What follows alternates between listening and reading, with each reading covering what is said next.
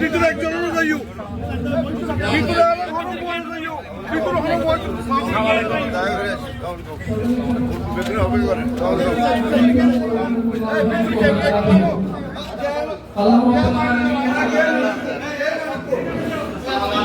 আসসালামু আলাইকুম। সিংহাসন সরাইতে হবে,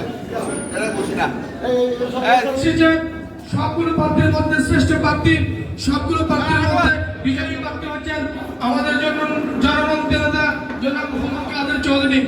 আপনারা জানেন বিগত দিনে যারা নির্বাচন করে এই রাঙ্গুনিয়া থেকে সফলতা অর্জন করেছিল, তারা বিদেশের মাটিতে অনেক টাকা পাচার করেছেন, কিন্তু সেই সাদিক কাদের চৌধুরী এই রাঙ্গুনিয়ার মাটি থেকে বারবার নির্বাচিত হয়েছেন। কখনো রাষ্ট্রের কাছ থেকে কোনো প্রকার বাধা, কোনো প্রকার বেতন, কোনো প্রকার সুযোগ সুবিধা বিদেশের মধ্যে কোনো দালাল, কোনো বিল্ডিং নির্মাণ করেন নাই। তিনি যা করেছিলেন রাঙ্গুনিয়ার মানুষের জন্য করেছিলেন, তিনি যা করেছিলেন চট্টগ্রাম শহরের জন্য করেছিলেন।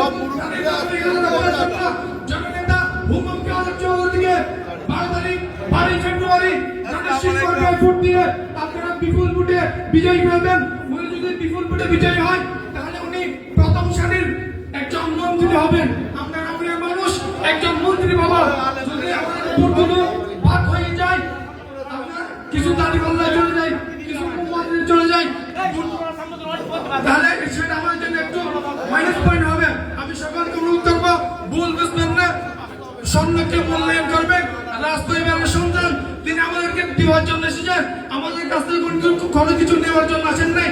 ওনাকে বিপুল ভোটে আমরা বিজয়ী করে রাঙ্গুনিয়ার বাংলাদেশের আগামী একজন মন্ত্রী হিসেবে আপনারা কবুল করুন।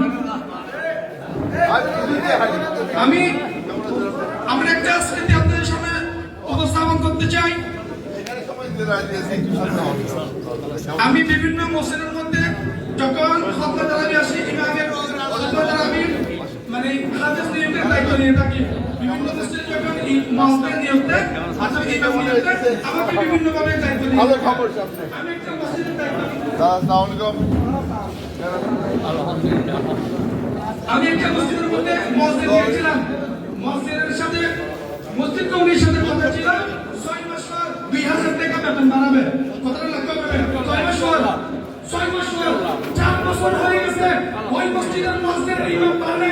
উনি যখন আমার সাথে যোগাযোগ করলেন, আমি মসজিদ কমিটির সভাপতিকে বললাম প্রতি মাসে 1000 টাকা আমি দেবো, আর 1000 টাকা সহযোগিতা দেবো।